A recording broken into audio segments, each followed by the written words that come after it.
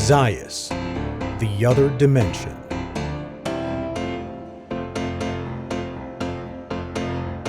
Chapter 1.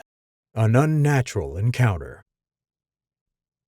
Adam Perry Johnson escaped through the nearest exit, no longer able to withstand the smoking, drinking, and profanity plaguing the inside of the river house. While the outside was less crowded than the inside, the uneasiness he felt ever since he arrived at the frat party remained. He never should have allowed Troy Defers to talk him into attending such a sinful occasion. But like many times before, he submitted to the peer pressure of his best friend. With nothing else to do, he concealed himself behind a set of trees away from the crowded building, praying his best friend would emerge soon and finally take them away from that hellish environment.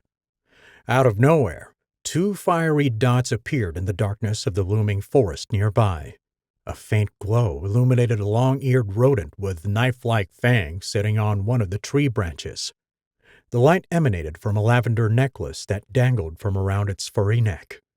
Adam moved back toward the safety of the building, unsure if what he saw was real. At that moment, he felt as though the crowd inside was safer than whatever lurked outside. "What the heck, man?" A booming voice yelled, just as Adam collided into what felt like a firm structure.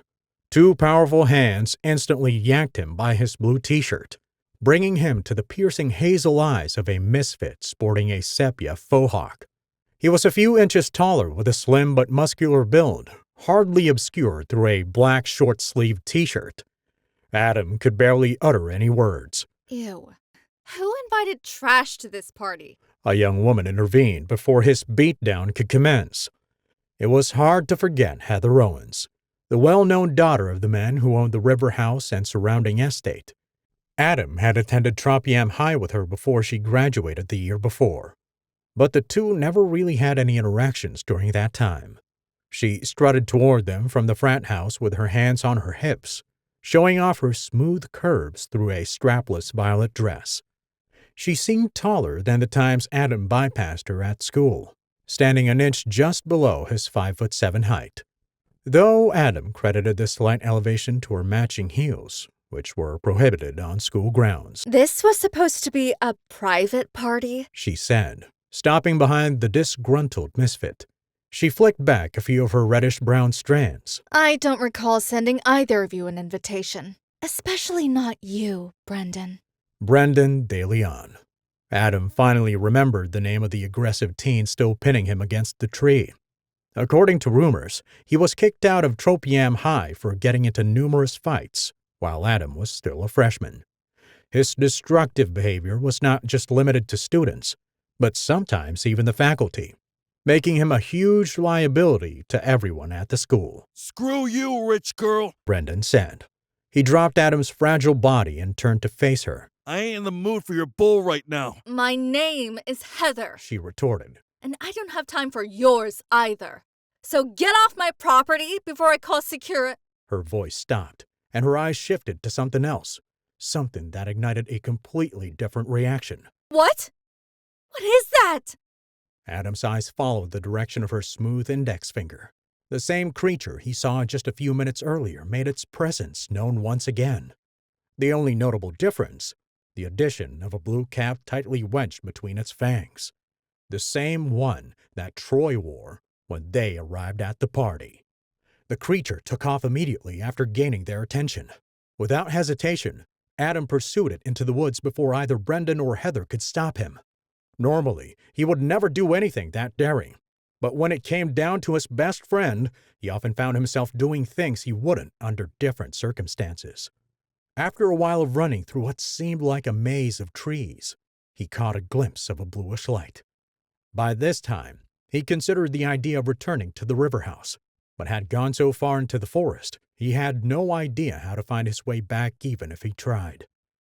He imagined the hysterical reaction his grandmother would have if he neglected to return home that night because he was lost in the woods. Ever since the death of her only son, Adam's father, Mama Ruth Johnson was quite overprotective, and getting lost in the woods at a party he was never supposed to go in the first place would have only given the middle-aged matriarch another reason to be that way. Finally, Adam spotted Troy's cap on the ground. He started toward it, but stopped when he also spotted the long-eared rodent sitting on a tree branch directly above it, as if it were waiting for him to take the bait. It's glowing again, Rivero. Hissed a woman's voice. Adam brought his eyes down from the branch where the creature sat to a ghostly figure concealed in a lavender-hooded cloak. What? Where did she come from? He wondered. His heart felt like it was trying to pound its way out of his chest just to escape the horrifying duo in front of him. Maybe he's the one we're looking for. The cloaked figure spoke once more.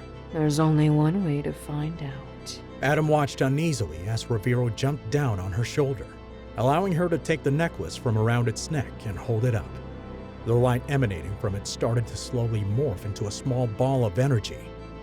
Adam knew he should have run long before that point, but curiosity hindered his legs from moving. Instead, he just stood in front of what appeared to be a growing vortex generating a forceful wind. Like a vacuum, the vortex began drawing him closer and closer, and after catching wind of this, Adam finally attempted to run. But by that time, it was far too late. The vortex had him trapped in its stronghold, and without too much of a struggle, he found himself engulfed by the giant hole, where he immediately blacked out.